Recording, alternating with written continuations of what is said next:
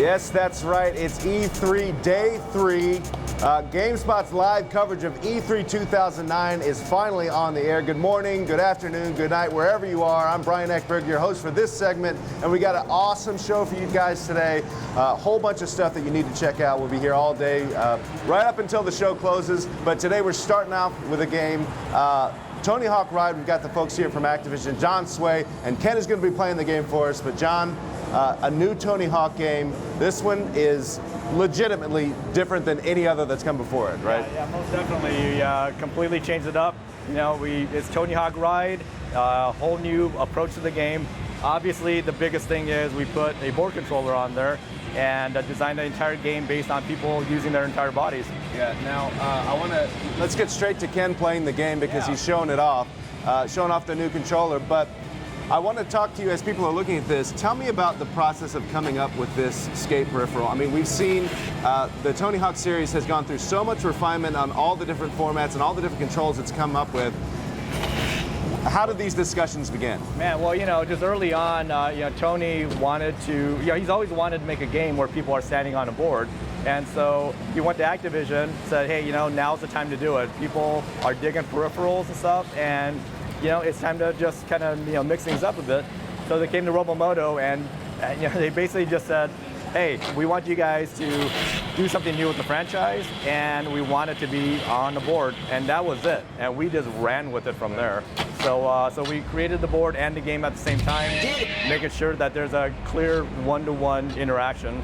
Right. So the demand was a skateboard, but how many prototypes did you guys go through before you nailed it? The prototypes were insane. We went through at least 8 different prototypes, and the first one was literally just a blank skate deck with a Wiimote attached on top of it. That got us, a little bit of tilting for navigation and things like that. But then as we realized we wanted to have more and more, skate mechanics in there, we started adding things on. The craziest, prototype that we had a skate deck with a Wiimote, Xbox 360 wireless controller, and a PS3 gyroscope, and it was like the United Nations of game controllers. It was crazy, but it worked. And we showed that to Activision, and based on that, they're like, man, just run with it, go with it. And then it was just a matter of making it look like a skateboard, right? Yeah. So we had to sex it up a bit and stuff. So this is the actual board design. Oh, we'll get back to that in a second here because Ken's going nuts over here. I definitely want to show the board. But sure. Let's talk about the controls. What's Ken doing here? How do you play this game? So basically, I mean, if you have seen somebody skateboard, you pretty much know how to play our game. Right. So you stand on the board. You see that he lifts up the board slowly, and that gets you a manual, which is basically a wheelie. And then when he pops it up a little bit harder, you'll get the ollie. So he's going to hit this jump here, right there. And then you'll notice that he grabbed over to the side of the board, and he just reached over. We have these 4 sensors around the board that allows you to basically reach out, break the beam, and your character on screen will grab that part of the board. And it's freaking crazy when you see that. And on top of that, you can reach out to multiple sensors and get more advanced grab moves. Okay. And those sensors, that's like the magic sauce of the board. Right. Because when you're on the ground and you sweep your foot by one of the sensors, your character does a push.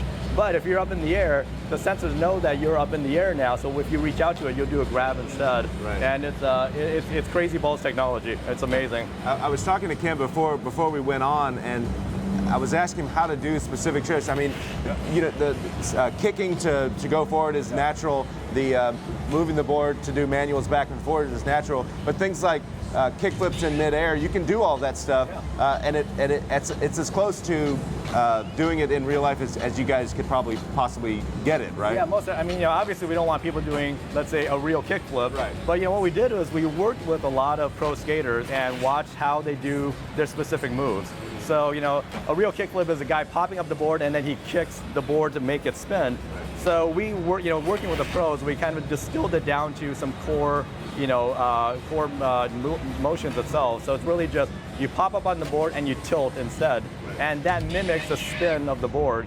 So if you see somebody doing, let's say, a varial, which is a rotation around the y-axis, then you lift up the board and you rotate the board instead. So all the gestures are very easy to pull off, and they're not the way real skaters actually do their moves, but it is a step towards actual skating.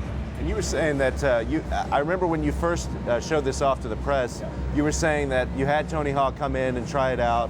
Tell me about that experience, and did he take to it pretty quick? Yeah, I mean, the first time he came in, he was just shocked by what we pulled off. There've been skateboarding peripherals before, and they've always been these aftermarket products and been very limited. And even in our early prototypes, just showing Tony, hey, you know what, you can do all this rotation, all these tilts and things like that, and even the grabs, he was completely blown away by it. And ever since then, he's trusted us to move forward with the board and the game together. So we saw one level earlier. Where are we here? What are we doing here? Obviously doing tricks, yeah? So the interesting thing that we're doing with Tony Hawk Ride is that we broke out Halfpipe as a completely separate session. Right. When we're working on the board and we're finding out all the things you can do with the board, we realized, man, we can get a really deep Halfpipe experience. So we broke it out separately, and you'll notice that the board is now rotated to be parallel with the screen, right, because that's mimicking real half-pipe skating where you're going back and forth. Right. And this is really where you see how the board is so one-to-one with what you see on screen. So when you go to the left side, left side of the half-pipe itself, what he does with the board corresponds directly with that direction. Okay. So you know exactly what you can and can't do based on what you see on screen and how your body is positioned. Have you seen the Halfpipe and the level we saw previously? It brings up the question, how are you organizing game modes in this? Is this an open world game, or is this sort of by skate type? It's so the thing is that because we wanted to make sure that the game makes sense with the board and doesn't feel like something else just slapped on afterwards, we wanted to basically make sure that people standing on the board aren't looking for gameplay. So the problem with an open world situation is, if I'm standing on the board and I'm skating for 10 minutes looking for something to do, I'm going to be pretty bored and tired of it. So that allowed us to basically work with more discrete levels, more enclosed type levels, and inadvertently brought back the feeling of the early Tony Hawk games, which we were just really happy about. Great. So can you give us an idea of the different kinds of things you'll be able to do in the game? Man, it's probably easier to tell you what you can't do in the game. I mean, it is insane, just the amount of things that you can pull off. We have over 75 different tricks that you can pull off on the board. The sensors allow you to modify certain tricks, so you can do more advanced moves with those. So besides Halfpipe level, one thing that we did was we broke out our different sessions. So in one level, like the earlier level that you saw, which was the LA River, you can play in 3 different ways, all in the same level. It's we have speed session, which is going from point A to point B in the fastest amount of time. Next one is trick session, which is you have a set amount of time, you get the highest score possible, which is basically classic Tony Hawk mode. And then the last one is what we saw here with Ken earlier, is a challenge session, where in that same level you have specific drop spots that you go into, and you're presented with 1, 2, or 3 challenges that calls out, hey, you need to hit this spot with this specific trick to get past it, and then go on to the next challenge part of the level. So someone who picks up Tony Hawk Ride for the first time, maybe they've never ridden a skateboard before, is there a tutorial? Oh yeah, most definitely. For one thing, when we, in tuning of the game, we want to make sure that even if you don't go to the tutorial, you can pretty much figure out all the basics that you need to do. So it's very easy to just get on and just have some fun. But for some of the more advanced moves, we have really good training mode that just steps you through from the basics to more advanced moves as you go along. And that's a separate mode from your career mode, because we don't want to make career mode all about training. It's like if you think you're good, go right into career mode. If you think you need the training, then you can do that separately. Great. You mind if we take some questions from the audience? Yeah, no. Let's do it. All right, let me find some here. Let's see. Roberto Arudo from, well, I don't know where he's from, but he wants to know, how do players, he's basically asking about customization. What kind of customization options will you have for your board, your rider? Will you be able to do custom tricks, that kind of thing? Yeah, so we have a pretty robust Create a Skater system, and you can pretty much make just about anybody you want, and both male and female. And then you have you can pick out custom skate deck decals, and pick out your trucks, your wheel colors. I mean, it's pretty robust. You can do just about everything. Kyle has Kyle from New York has an interesting question, one I hadn't thought of before. He wants to know, what is the weight limit on the skateboard peripheral? Weight limit. Right now, the weight limit is 300 pounds. Okay. And we've had some people of varying sizes on the board, and it's held up. Right. I mean, E3 has been the ultimate test of the durability of this board. I mean, it's been insane. So we got some people, not just people who are 300 pounds, but people just really slamming the board around all over the place. And so far, so good. We've been doing really well with the durability. It's something we were talking about before the show. Yeah. I mean, a lot of people will be playing this on carpet, but a lot of people will be playing it on wood surfaces too, right? Sure. So yeah, we've been testing out on a lot of different types of surfaces, and some surfaces are a little bit more recommended than others, but in general, it holds up to quite a few different types. Christopher Withers from looks like Great Britain wants to know about the soundtrack. Any featured bands, good stuff there? Yeah, you doing Guitar Hero stuff in here? No, it's the I can't really get into the soundtrack right now, but it's a great mix. Yeah. I mean, my musical tastes probably are not the same as many of the guys back at the studio or at Activision, but I leave the game on constantly all day in my office, and I haven't heard a song that's really gotten me angry yet. So that's good. That's a good sign. Yeah, it's a good sign. All right, so I should ask you about the game's look too. It doesn't look like old Tony Hawk games. It's a different visual effect here, especially right now when you do these super tricks, right? So that's a signature moment. So it's kind of like Star Power and Guitar Hero and stuff. You build up, you build up your style meter, and then from there you go in the signature moment. Your moves get a little bit more exaggerated. You get the nice graphical treatment, and your scores are multiplied like nuts.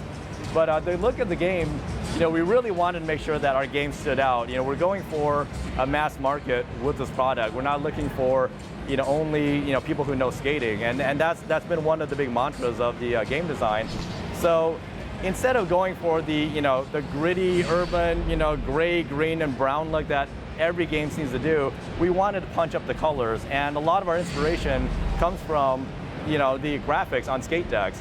And you look at those skate decks, and there's some just beautiful stuff on the really colorful imagery, and we just wanted to get that nice, fun feel into it. Very cool. Benny from Sweden wants to know, is it harder to crash with the board than a classic controller in an older game? Can you wipe out pretty easily, or how do you guys balancing that? If you wipe out, it's probably going to be your fault that you wipe out in the game. So it's not, I would not say it's harder or easier to wipe out, standing on the board. Let's see. A lot of people are asking, and I know the answer to this, but is the controller the only way to play the game, or can you play with a classic controller? No, it's only the board, and that was a decision that was made really early on. We've seen a lot of games that, try to be everything to all controllers, and what ends up happening is that it just ends up getting compromised. And so early on, we decided, we have to commit to the board, because that's the only way to get the board to feel good. Right. If you start thinking, oh, there's a plan B with a hand controller, then it just doesn't work out right. Yeah. And I know you guys haven't announced a price for this, but when you were thinking about doing this board only, did the price point come into the discussion as a point of concern, or something you were thinking about? In the development of the board, Activision basically told us, don't worry about the price. It's about innovation. It's about making a great peripheral and a great game. And we just went with that and let them take care of that part. I want to ask you about your thoughts about what we saw at the Microsoft press conference with Project Natal and all of this motion sensing that they're doing. Do you view that as sort of a competitor with what you're doing here, or something that might be able to enhance what a future Tony Hawk product might be able to do? It's definitely not a competitor. I think that technology is crazy cutting edge stuff, but for us, this is the peripheral. This is the game that we want to make now, and we have the technology now to do exactly what we wanted to do. And what the future holds, that's something.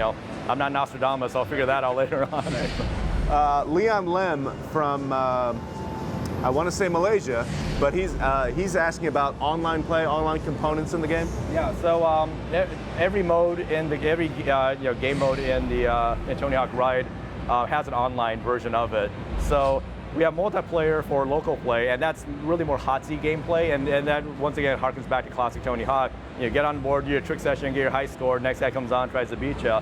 The online components, it's a 4-player online, and many of the modes are both hot play, either hot play or parallel play.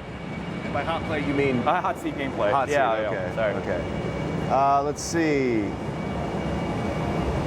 Eli Lawlett, or Lallier, from I think Chile. Well, yeah, getting them all from all over. He wants to know how many characters are in the game. I assume he means pro skaters. There are 15 pro skaters in the game, and so, I mean, obviously Tony's in there, but you got the classic skaters like Rodney Mullen. Christian Hosoi is in there, which is awesome. I mean, he's had just such a comeback lately.